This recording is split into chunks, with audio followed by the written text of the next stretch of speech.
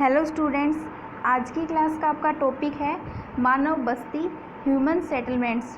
तो देखिए, मानव बस्ती का अर्थ होता है मनुष्य का जो आवास है उसको सामूहिक रूप से बसाना मानव बस्ती कहलाता है। इस लेसन के बारे में जो इम्पोर्टेंट क्वेश्चन है वो हम आज डिस्कस करेंगे। फर्स्ट क्वेश्चन है आपका नगरीकरण। तो देखिए, नगरीकरण होता है वे प्रक्रियाएं जिनमें नगर की जनसंख्या बढ़ती है। ठीक है, जैसे कि अब नगरीय जनसंख्या बढ़ती कैसे है? प्राकृतिक वृद्धि, प्रवास और निकटवर्ती गांवों के शहरों में सम्मिलित होने पर। तो देखिए, जो नगरों की जनसंख्या में वृद्धि होती है प्राकृतिक वृद्धि से। प्राकृतिक वृद्धि का अर्थ होता है जन्म दर और मृत्यु दर के कारण जो नगरीय जनसंख्या में वृद्धि होती है। इसके बाद प्रवास से, प्रवास का अर्थ होता है जब दूसरे क्षेत्रों से लोग आकर नगरों में बस जाते हैं तो उससे भी नगरों की जनसंख्या बढ़ती है। तथा निकटवर्ती गांवों के शहरों में सम्मिलित होने पर, यानी नगरों के आसपास के जो क्षेत्र है, जब नगरीय जनसंख्या बढ़ती है तो उसका फैलाव बाहरी क्षेत्रों की ओर होता है, तो इससे भी नगरीय जनसंख्या में जो वृद्धि होती है। तो इस प्रकार से नगरीकरण वो प्रक्रिया होती है जिससे नगरों की जनसंख्या बढ़ती है। सेकंड है आपका नगर की संरचना। नगर की संरचना का अर्थ है नगर के विभिन्न भागों में दिखाई पड़ने वाले विविध प्रकार के भूमि उपयोग, वो नगर की संरचना कहे जाते हैं। यानी नगरीय क्षेत्र में जो भूमि है उसका किस प्रकार से उपयोग किया जा रहा है, जैसे कि उसको उद्योगों के लिए प्रयोग किया जा रहा है, उसको जो परिवहन क्षेत्र के लिए प्रयोग किया जा रहा है। तो इस प्रकार से जो भूमि उपयोग है उसको नगर की संरचना कहा जाता है। नेक्स्ट है आपका ग्रामीण बस्ती। तो ग्रामीण बस्ती क्या होती है? ग्रामीण बस्तियां वे बस्तियां होती हैं जिनके निवास अपने जीवन यापन के लिए भूमि के विदोहन पर निर्भर करते हैं। यानी क्या करते हैं, जो ग्रामीण बस्तियों के अधिकतर लोग भूमि विदोहन यानी भूमि का उपयोग करते हैं, यानी कृषि कार्य करते हैं। तो ग्रामीण बस्तियों की यही पहचान होती है कि अधिकतर लोग प्राथमिक क्रियाकलापों में संलग्न होते हैं, जैसे कि कृषि करना, मत्स्य पालन और जो अन्य छोटे कुटीर उद्योगों हैं उन पर ग्रामीण बस्तियां आधारित होती हैं। नेक्स्ट है आपका प्रतिरक्षा नगर। प्रतिरक्षा नगर जिन नगरों का विकास प्रतिरक्षा सामग्री का तथा छावनी के कारण होता है। देखो, छावनी क्या होती है, जैसे कि कुछ क्षेत्र होते हैं जिसको रक्षा के जो सैनिक प्रशिक्षण दिया जाता है तो छावनी के रूप में विकसित किया जाता है। इनका सामरिक दृष्टि से महत्वपूर्ण स्थान होता है। ठीक है, सैनिकों के प्रशिक्षण दिया जाता है, अभ्यास की सुविधा होती है, जैसे कि भारत में है अंबाला, पूना, देहरादून आदि क्या है प्रतिरक्षा नगरों के रूप में जाने जाते हैं। तो प्रतिरक्षा नगर क्या होते हैं, जिनमें सैनिकों को प्रशिक्षण दिया जाता है, अभ्यास की सुविधाएं कराई जाती हैं और सैनिक जो प्रशिक्षण उसमें नगर के रूप में बसाए जाते हैं। ठीक है, तो ऐसे नगरों को प्रतिरक्षा नगर कहा जाता है।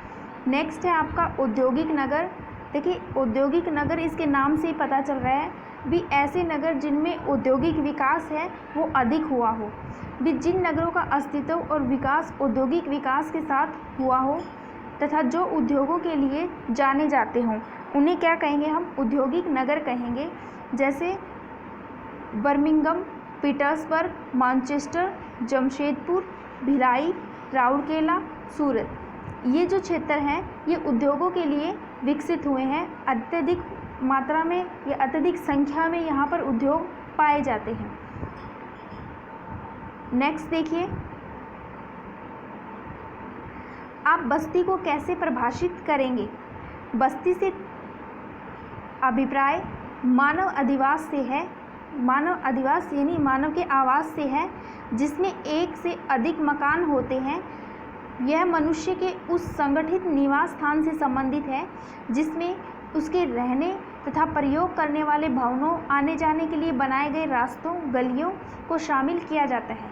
देखो, मानव बस्ती में यानी बस्ती में हम क्या शामिल करते हैं, जहाँ पर वो लोग रहते हैं उस स्थान को, उसके आने जाने के लिए जो भूमि प्रयोग करते हैं उस स्थान को हम क्या कहेंगे? बस्ती कहेंगे। बस्ती में मानव आवास है जो मानव अधिवास है वो सामूहिक रूप से रहते हैं। नेक्स्ट क्वेश्चन है आपका, स्थान और स्थिति के में अंतर बताना है। तो बस्तियों का स्थान का अर्थ क्या होता है? बस्तियों के स्थान से अभिप्राय उस भूमि से होता है जिस पर कोई बस्ती बसी हुई है। ठीक है, वो स्थान जिस पर कोई बस्ती बसी हुई है वो बस्ती के स्थान के नाम से जाना जाता है। लेकिन स्थिति क्या होती है?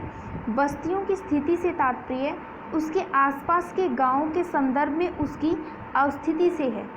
जैसे कि कोई गांव बसा हुआ है, ठीक है, वो जिस स्थान पर बसा है उसको तो हम कहेंगे बस्तियों का स्थान, लेकिन उसकी स्थिति बताने के लिए हम उसके निकटवर्ती नगर को बताते हैं। ठीक है, जैसे कि एक एग्जाम्पल देते हैं आपको, जैसे कि कोई एरिया है, उसके आसपास का जो गांव का क्षेत्र है उसकी पहचान सभी को नहीं होती, लेकिन क्या है हम निकटवर्ती नगर का बता देते हैं तो उससे पता चल जाता है, तो वो क्या है बस्तियों की स्थिति कही जाती है। नेक्स्ट क्वेश्चन देखिए, बस्तियों के वर्गीकरण का क्या आधार है? तो देखिए बस्तियों का वर्गीकरण किया जाता है, उनके लिए क्या आधार माने हैं? तो वर्गीकरण के दो आधार हैं। पहला है आपका बस्तियों का आकार। बस्तियों का आकार में देखिए बस्तियों में भेद नगरीय व ग्रामीण आधार पर होता है कि कोई बस्ती नगरीय है या ग्रामीण है, लेकिन विश्व के विभिन्न देशों में जनसंख्या के आधार पर बस्तियों का वर्गीकरण अलग अलग या भिन्न भिन्न होता है। अब देखिए बस्तियों का आकार, ग्रामीण जो बस्तियां होती हैं उनका आकार छोटा होता है, नगरीय बस्तियों का आकार बड़ा होता है। इसके बाद देखिए बस्तियों के लिए किए जाने वाले आर्थिक कार्य, एक तो हम आकार के आधार पर लेते हैं, दूसरा है आर्थिक कार्य, यानी उन बस्तियों में किस प्रकार के कार्य किए जाते हैं। विश्व के विकसित और विकासशील देशों में बस्तियों के लिए किए जाने वाले आर्थिक कार्य भी भिन्न भिन्न हैं। विकासशील देशों का द्वितीयक व्यवसाय विकसित जो देशों का प्राथमिक व्यवसाय हो सकता है। इसके बाद देखिए नेक्स्ट क्वेश्चन है आपका, मानव भूगोल में बस्तियों के अध्ययन का औचित्य बताइए। कि हम जैसे भूगोल की दो शाखाएं होती हैं, भौतिक भूगोल और मानव भूगोल। तो भौतिक भूगोल में है तो हम जो प्राकृतिक तत्व होते हैं उनका अध्ययन करते हैं, लेकिन मानव भूगोल में मनुष्य की क्रियाकलाप यानी मनुष्य के द्वारा किए जाने वाले कार्यों का अध्ययन करते हैं। तो देखिए मानव भूगोल में हम जो मानव बस्ती का अध्ययन क्यों करते हैं? तो देखिए मानव भूगोल में बस्तियों का अध्ययन बहुत महत्वपूर्ण है, क्योंकि बस्तियों की स्थिति, प्रतिरूप और विन्यास के अध्ययन द्वारा हम जान सकते हैं कि मनुष्य ने प्रारंभ से अब तक आसपास की भूमि का उपयोग कैसे किया है। बस्तियों का अध्ययन इसलिए किया जाता है कि मनुष्य का इतिहास, वर्तमान और भविष्य तीनों का अध्ययन कर सकते हैं हम, ठीक है, और उससे हमें जानकारी मिलती है कि मनुष्य ने प्रारंभ से अब तक जो अपनी आसपास की भूमि है उसका किस प्रकार से अध्ययन किया है। इसके अतिरिक्त बस्तियां मानव समाज के संस्कृति और धार्मिक सामाजिक रीति रिवाजों पर भी प्रकाश डालती है। नेक्स्ट क्वेश्चन देखिए, ग्रामीण और नगरीय बस्ती किसे कहते हैं, उनकी विशेषताएं बताइए। तो फर्स्ट क्वेश्चन है आपका ग्रामीण बस्तियां। अब जैसे कि हमने उसके आकार के आधार पर दो भागों में बांटा था, एक ग्रामीण बस्ती, एक नगरीय बस्ती। मैंने आपको बताया था कि जो ग्रामीण बस्ती है ये आकार में छोटी होती है, जनसंख्या इनकी कम होती है। तो देखिए एफ.एस. हडसन के अनुसार ग्रामीण बस्ती से आश्रय उस बस्ती से है जिसके निवासी अपने जीवन यापन के लिए भूमि विदोहन पर निर्भर करते हैं। भूमि विदोहन मतलब कृषि कार्य पर। ग्रामीण बस्तियों के अधिकतर जो लोग हैं वो भूमि विदोहन यानी कृषि कार्यों में संलग्न होते हैं।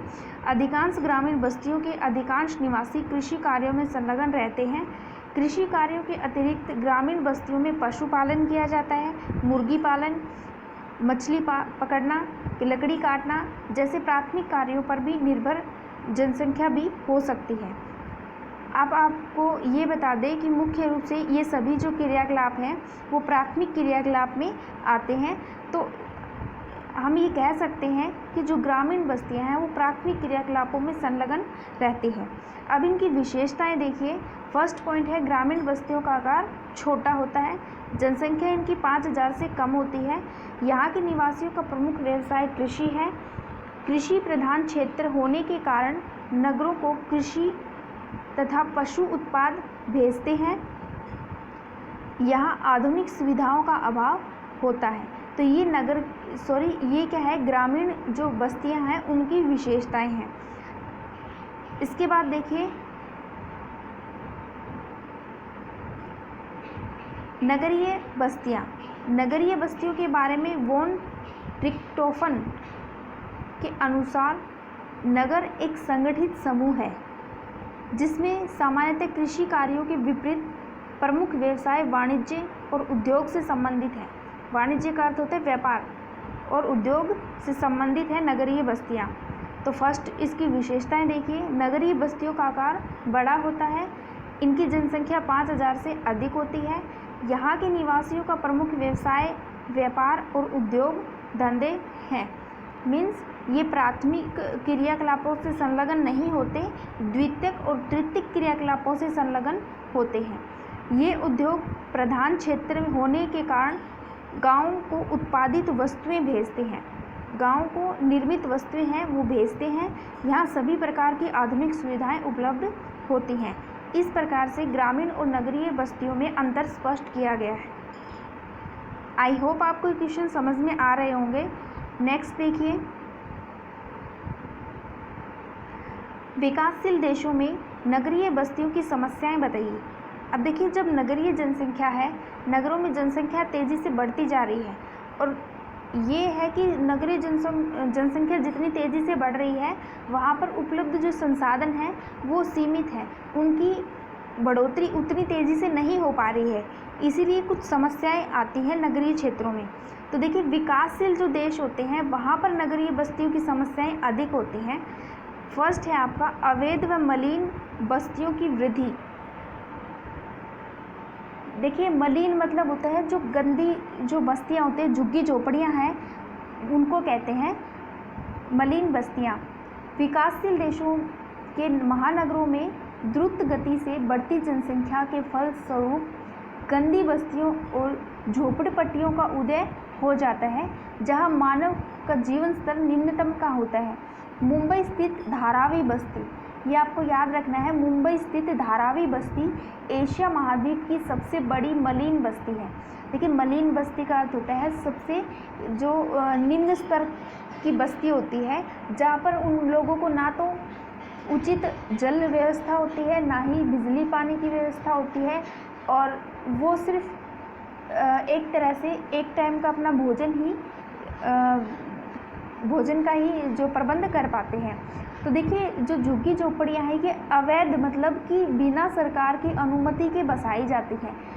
एग्जाम्पल, ज़्यादातर मलिन बस्तियाँ हैं वो जो रेल परिवहन है, ठीक है, रेल जो पटरियाँ हैं उनके आसपास बस्ती हैं, और इसके अलावा जो औद्योगिक क्षेत्र है वहाँ पर भी इस प्रकार की मलिन बस्तियाँ हैं वो बसाई जाती हैं। ये जो मलिन बस्तियों को बसाने वाले जो लोग होते हैं ये उन औद्योगिक क्षेत्रों में काम करने वाले लोग होते हैं जिनकी आय निम्न होती है, ठीक है।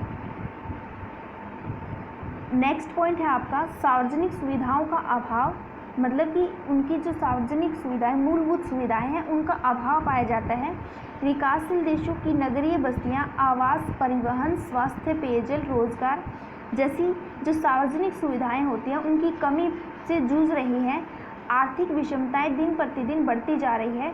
गुणवत्ता युक्त जीवन का ह्रास हो रहा है। देखिए, नगरीय जनसंख्या बढ़ेगी तो उसमें सभी को रोज़गार मिल पाना असंभव हो जाता है, इसीलिए जो अधिकतर लोग हैं वो इस प्रकार की मलिन और गंदी बस्तियों में उनको मजबूरन रहना पड़ता है। नेक्स्ट है प्रदूषण की समस्या। जैसे नगरीय क्षेत्रों में बहुत सारे उद्योग धंधे स्थापित किए जाते हैं, तो उससे क्या होता है कि नगरों में प्रदूषण की समस्या बहुत होती है। ज़्यादातर की वायु प्रदूषण है और सबसे बड़ी समस्या है। नगरीकरण के परिणाम स्वरूप औद्योगिक बस्तियों का विकास हुआ, जिससे भूमि, जल, वायु, ध्वनि प्रदूषण की समस्या उभर कर आई। महानगरों में वाहनों की संख्या में अभूतपूर्व वृद्धि से वायु प्रदूषण एक प्रमुख समस्या बन गई है। महानगरों में प्रदूषण के दुष्प्रभाव मानव स्वास्थ्य पर घातक सिद्ध हो रहे हैं, जैसे कि हार्ट अटैक और जो श्वास संबंधी अनेक बीमारियां हो जाती हैं वायु प्रदूषण की समस्या से। तो नगरीय जनसंख्या है बहुत अधिक प्रभावित है वायु प्रदूषण की समस्या से। फोर्थ पॉइंट है आपका सामाजिक समस्याएं। तो सामाजिक समस्याएं कौन सी होती हैं? महानगरों में आकर बसे लोगों पर किसी तरह का सामाजिक दबाव नहीं होता, इसीलिए वहाँ पर आपराधिक प्रवृत्तियों का विकास होने की संभावना बढ़ जाती है। इसके अतिरिक्त जो गरीबी और बेरोजगारी आपराधिक प्रवृत्तियों को बढ़ाने में सहायक होती है। देखिए, जिन लोगों को महानगरीय क्षेत्रों में रोज़गार नहीं मिल पाता, तो वो चोरी, डकैती, मारपीट जैसी सामाजिक आपराधिक घटनाएं हैं वो ज़्यादा बढ़ जाती हैं। लोग इस प्रकार के कार्य करना शुरू कर देते हैं। इसीलिए नगरीकरण की सामाजिक असुरक्षा की भावना पनपती है। ये किस कारण से होता है? ये गरीबी और बेरोजगारी इसका मुख्य कारण होता है। इसके बाद देखिए, नेक्स्ट पॉइंट है आपका बेरोजगारी व गरीबी। विकासशील देशों के बड़े राजधानी नगरों में आर्थिक निवेश की प्रवृत्ति छोटे नगरों को पंगु बना रही है, मतलब अपंग बना रही है। ठीक है। मशीनीकरण, औद्योगिकरण के कारण गांव में रोजगार समाप्त हो गए हैं।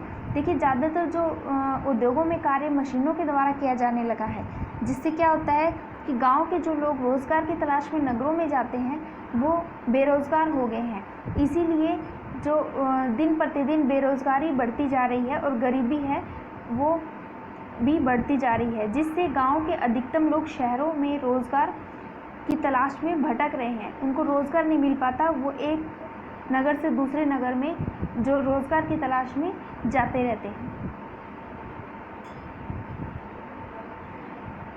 आज की क्लास का इतना ही था टॉपिक।